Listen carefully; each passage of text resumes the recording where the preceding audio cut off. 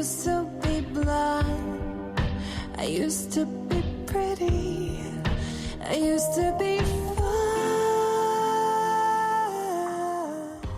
Hello everybody and welcome to the Spoiler Warning Podcast. This is review number 716 with our review of Blonde. I'm Christopher Schnese.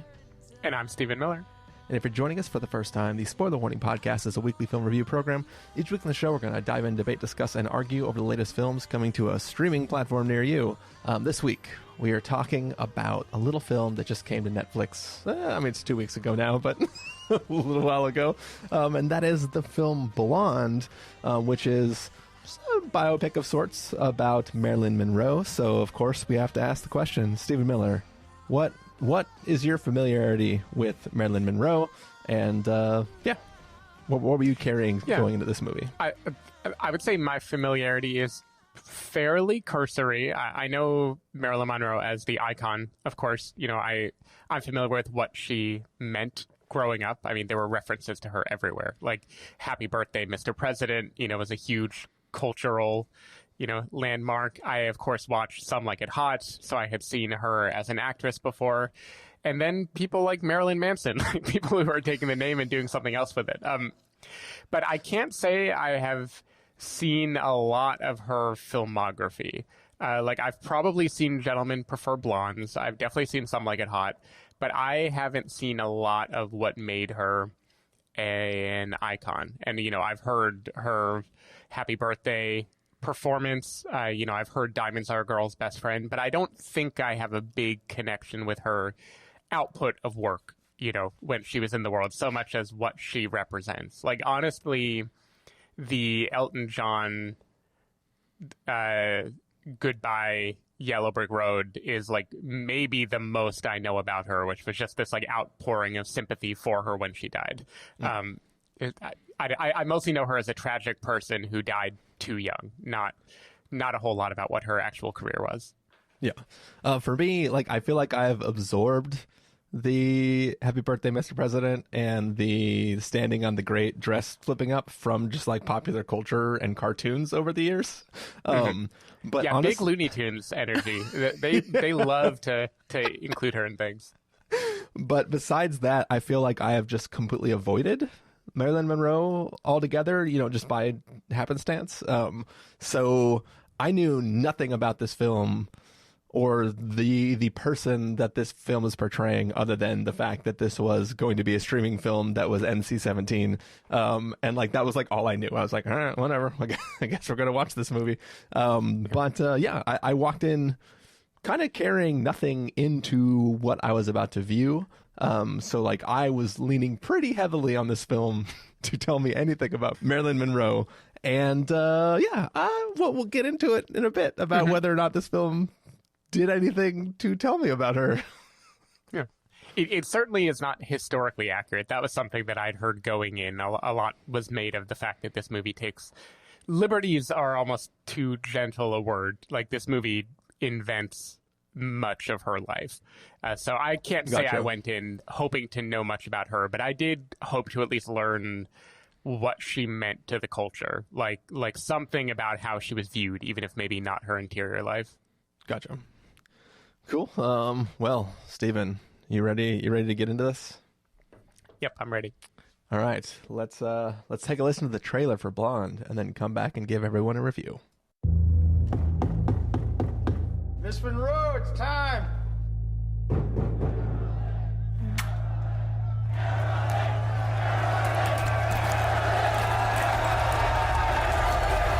kiss on the hand. How'd you get your start? Maybe. What start? In movies. Quite continental. But diamonds are a girl's best friend. I guess I was discovered.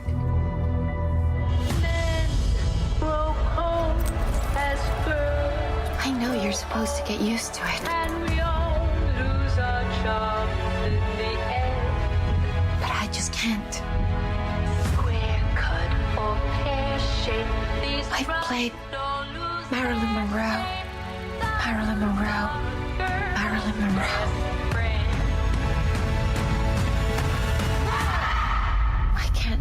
doing another scene with Marilyn Monroe. Marilyn doesn't exist.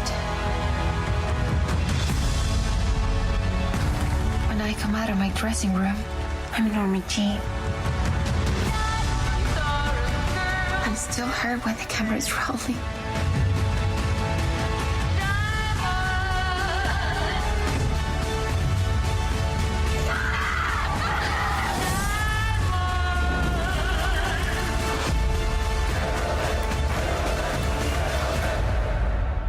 Marilyn Monroe only exists on the screen.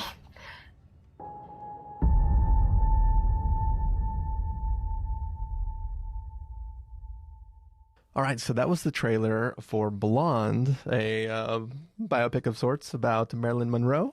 Stephen Miller, what did you think of Blonde?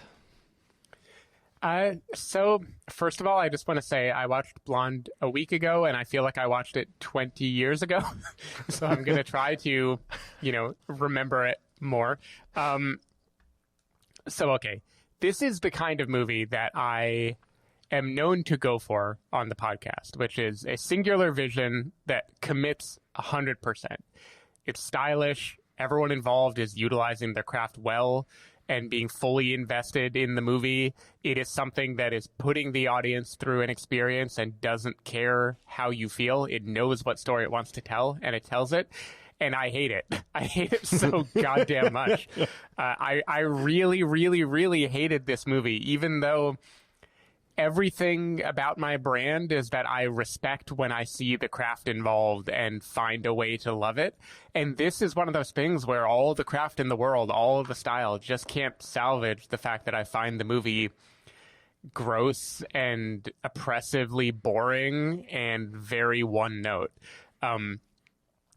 This movie, it feels like a Darren Aronofsky movie. Or when it's being nicer, it feels like a Terrence Malick movie. Like, it's like a grand, here is life. Let us show you fully stylized. Let's soak in the world. Let's fully immerse you.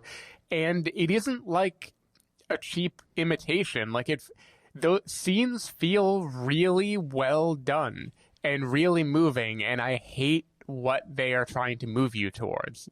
Because the premise of this movie, forget the fact that a real Norma Jean Baker or Marilyn Monroe exists. Like I mentioned in the intro, there was a lot of talk when this movie came out about how it invents much of her life whole cloth, how it is not really a biopic. And there was a lot of controversy about it being exploitative to her memory and the things it implies that are not true, the childhood it makes up, like things that feel unfair to the memory of someone who's gone. That didn't really bother me. Like, I'm fine with people inventing stuff for a movie or for a book. Like, I'm kind of notoriously okay with people bending the truth if it gets a point across. I just think the point this movie is trying to get across is so, like, unimaginative. Like, Yeah. Ana de Armas she's probably going to get a lot of nominations for this movie, probably a lot of awards. And I think if you measure someone by how well they're doing what they were told to do, she probably earned it. Like, she definitely inhabits this character of Norma Jean / Marilyn. But what she's being told to do is be, like, completely one-dimensional. It is a woman who, at her core, is just suffering. She's traumatized because of her childhood, and now she's mentally fragile. She pretends to be this, sex kitten, confident icon to mask the fact that she doesn't know who she is on the inside. And that is all she ever gets to be for 3 fucking hours, is unhinged, unstable, a little girl who never got to grow up, someone who wants to be a mom, who all this like really creepy pro-lifey shit happens to like 3 separate times in the movie. It is so like one-dimensional and shallow and empty.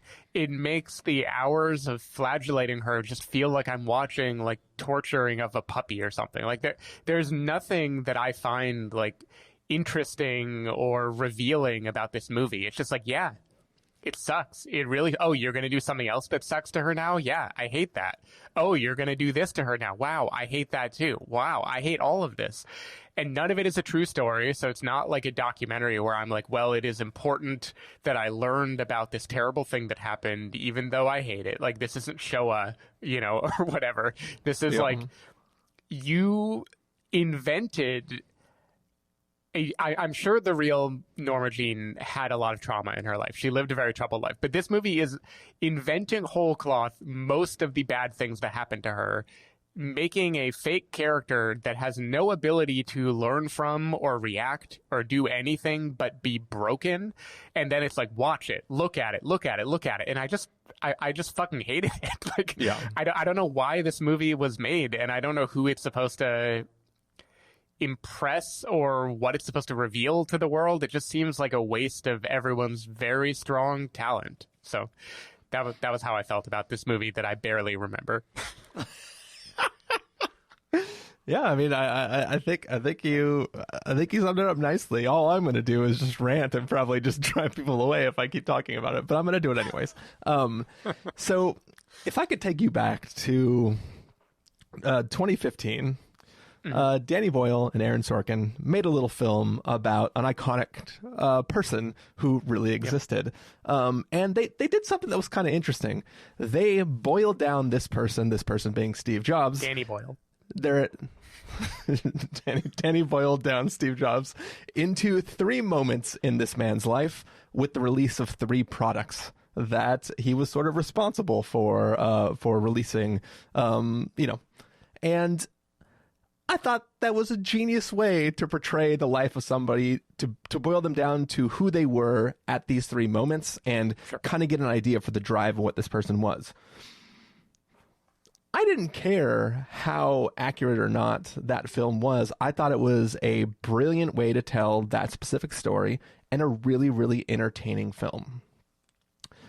This film seems like they wanted to boil Marilyn Monroe down to 3 men and 3 babies, or I should say potential babies.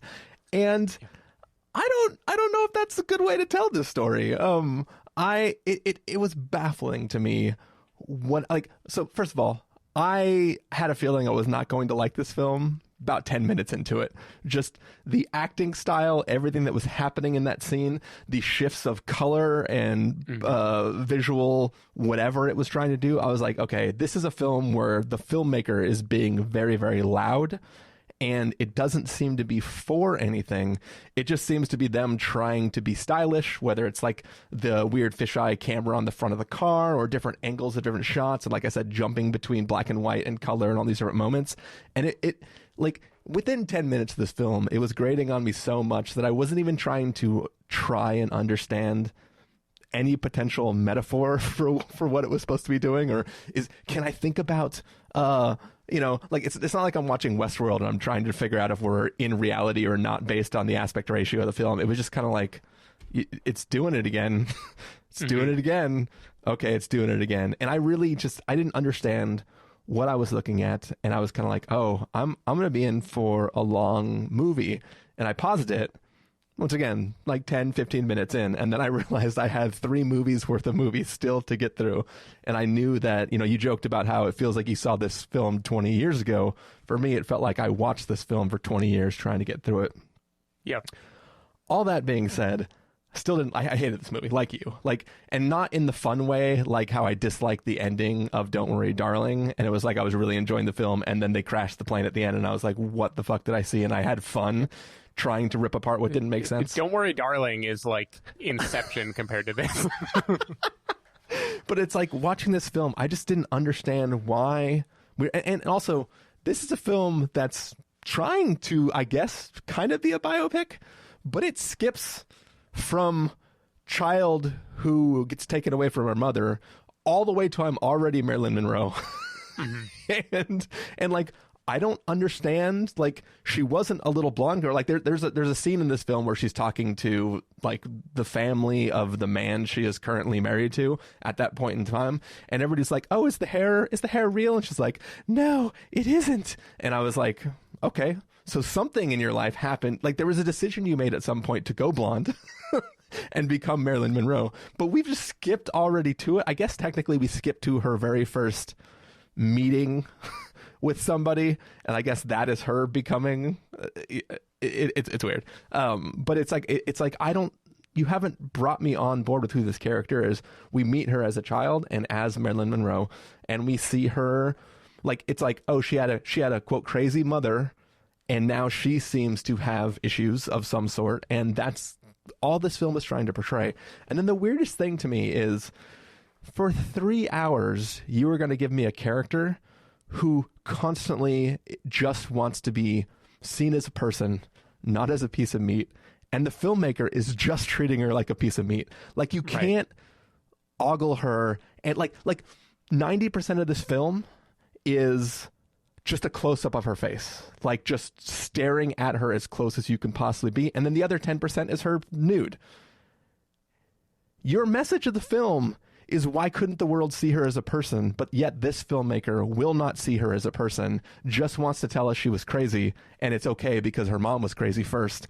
And then it's like, what is the message of this film even trying to do?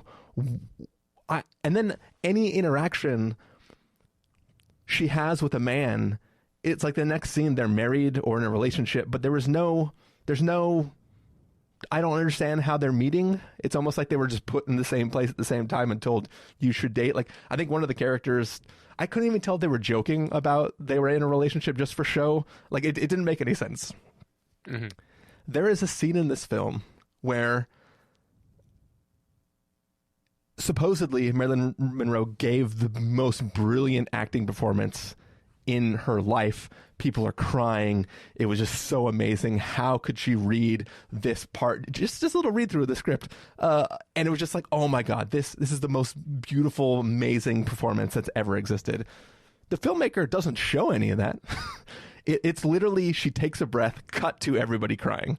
And it's like, This is the one chance you had to show us that this character version of her was more than just the blonde who could sing and play dumb in these movies. But you skip over that. And the thing that I like to compare it to is there's a scene in Once Upon a Time in Hollywood where it's the scene where Leonardo DiCaprio has to like do that scene, and that little girl leans over to him and was like, that was the best acting I've ever seen in my life, right? That scene, he does good in that scene. Like, you see him perform in the way that these characters are talking about it, and it's like, okay, cool, that was an amazing performance. I believe it was like mostly one unbroken cut of him doing that performance, and it's like, he's showing off there. That's fun. But like cutting and skipping over this performance of this character and then just cutting to people crying, especially when the line right before that is like, not my whoever the character is. And then smash cut to, oh my God, she was amazing. I just didn't understand why we couldn't even get a chance to let like Ana de Armas like show some chops in that moment and kind of just get to actually make us all cry. But yeah, I don't know. Right. Yeah, I mean, this movie, it is, again, like, my problem with it ran even so much deeper than what it is doing to the real, Norma Jean / Marilyn Monroe. But when you think about it, it is outrageous because it is claiming, it is implying, look, the world mistreated her, they abused her, they only saw her as an object. And then it is taking, like, every detail of her life that you could even find in Wikipedia that give her some interiority and just cutting it. Yeah. Like her film career was, massive. Like she was a mega star, and she made a production company, and she like steered the industry into making movies that would give her better roles than the things she was being typecast for. In this movie, like, her acting is basically a version of mania. Like she is just like, has to become Marilyn, get as drugged out as she can so Marilyn will be coaxed out, and then point a camera at her and hope you get something good. Like, yada, yada, yada's over Some Like It Hot, which is considered, like, maybe the best comedy of all time, which she is in. Like, it takes moments where she, like, acted in an Arthur Miller play, and it makes it be, like, we don't get to see her act. We don't get to see her be intelligent. Like, it is very weird. It is very, very weird that this movie only wants her to be suffering. It doesn't want her to have any joy in her life. It doesn't want her to have accomplishment in her life. And the moment she is happy in any way, the movie, as far as I can tell, invents from nowhere the idea that there's a baby inside of her, and whoopsie daisy, now there isn't. Like, it is, it's really fucking weird. And I know it's based on a novel by Joyce Carol Oates. I have to hope that novel has like first person monologues and there's like an interiority that would make it make more sense, because this version feels leering and exploitative and boring on top of it, like the worst combination. Yeah, that's this is one of those things where, like, I know the weekend this came out, there were like two things we were trying to consume, and you were gone that weekend. And if it was just a normal weekend where it was like I didn't know when you basically, I thought about just bailing on this movie like about an hour into it, but I was like, if Steven finds time to watch this amidst all the other crap he's got going on, I have to finish this for him for the podcast. I almost watched this on a plane. I didn't ultimately, but I came very close.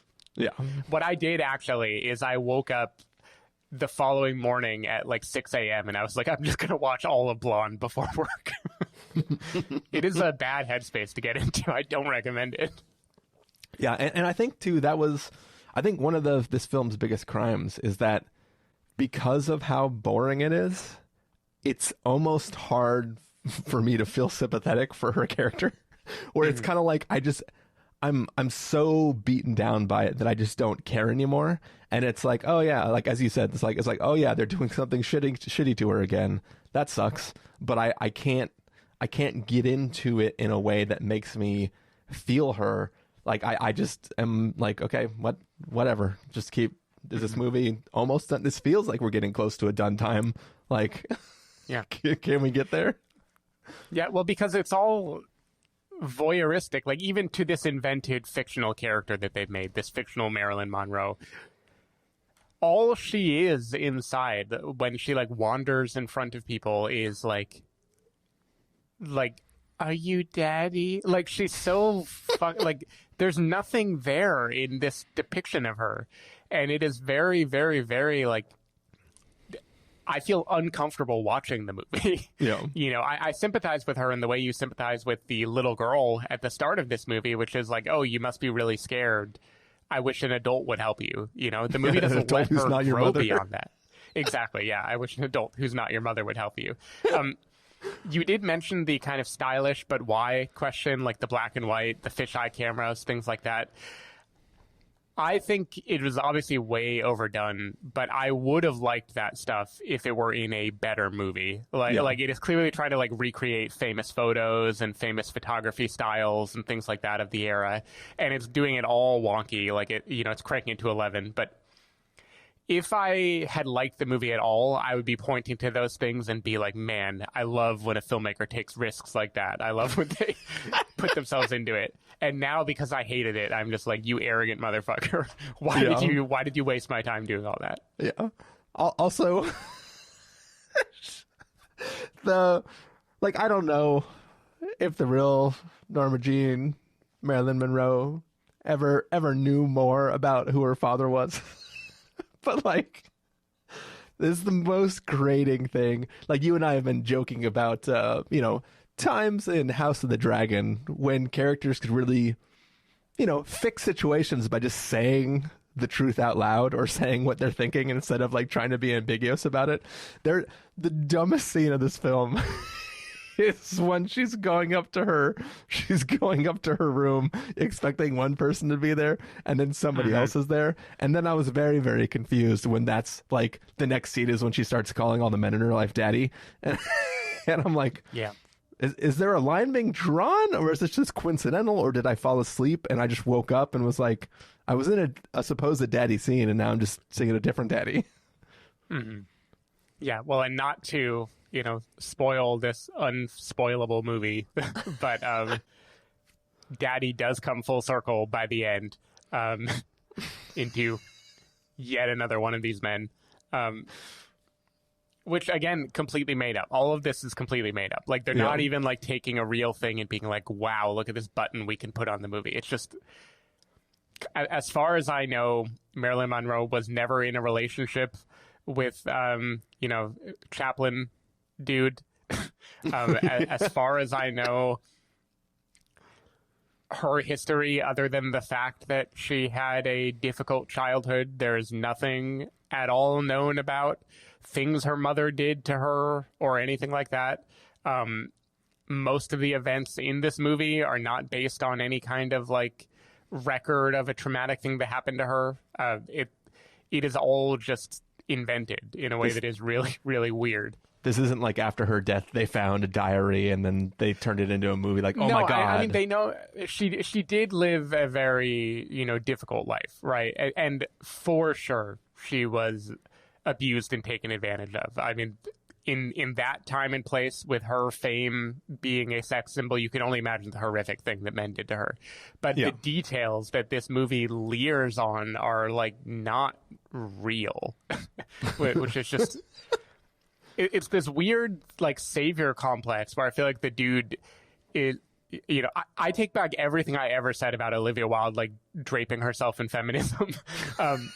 This guy, he is basically like, look at what the world did to you. Let me save you. And meanwhile, he is the one heaping abuse, like, imaginary abuse on this person and lingering on it. It's just, like, such a weird, like, stop hitting yourself mentality when it comes to what should be a very serious subject. But it's weird that this is an NC-17 movie that features many triggering scenes, and none of us are talking about how traumatized we were. We're talking about how boring and stupid and badly made it was. And I think that is maybe damning of us, but I think it's more damning of the movie that it never feels real for a second. It never even gets to the point where it can be painful because it's just such a slog. Yeah. That's what I was saying earlier. It was like, I can't even feel sympathetic towards the scenes I'm watching because I'm just so bored out of my mind and wanting it to end. And this film is not there. Like, it just constantly resets, right? Like, it's like, there's a man, there's potentially a baby, reset. And then there's a man, there's potentially a baby, reset. And then I'm like, I think this might just go on forever. I might not get out of this movie. This might just be my life now, as I'm stuck here. Yeah, this is basically Mother if Mother were like a total piece of shit. Because like, Mother is this like self-contained fever dream where it's just like heaping abuses on a woman, and it hints that it is cyclical. And this basically feels like that, but they're like, play it 3 times. and I didn't even like Mother, but at least I understood what Mother was doing. Right.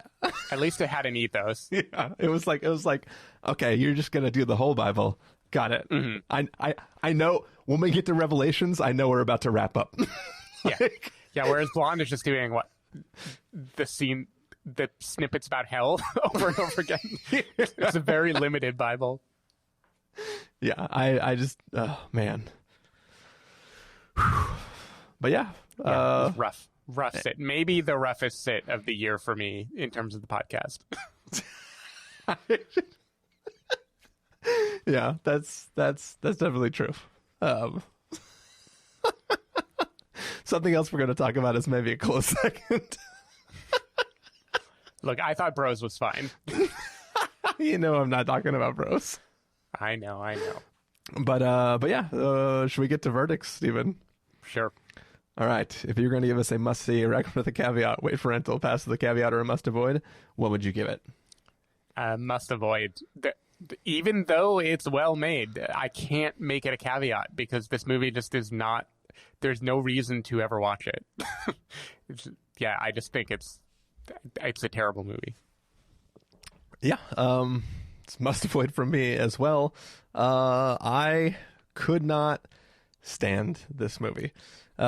So yeah, that's it. That's going to be a review of Blonde. Stephen Miller, if people want to find you that week, where can they do that?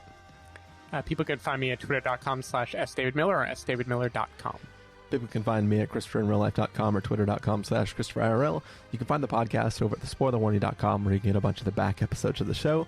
If you want to subscribe to the show, you can do so in Overcast, Stitcher, Apple Podcasts, or wherever podcasts are found. If you want to know the episodes go live, you can follow us at Twitter.com/SpoilerWarning, Facebook.com/TheSpoilerWarning, or Instagram.com/TheSpoilerWarning. If you want to get a hold of us directly, you can send an email to fans@thespoilerwarning.com, or you can use the contact form on our site. Music for this episode will come from a track selected from Artlist.io, so hopefully you're enjoying that. And yeah, we got a few more reviews to record tonight, so we're going to head off and do that. Yeah, take care, everybody, and hope you avoided watching Blonde. Bye.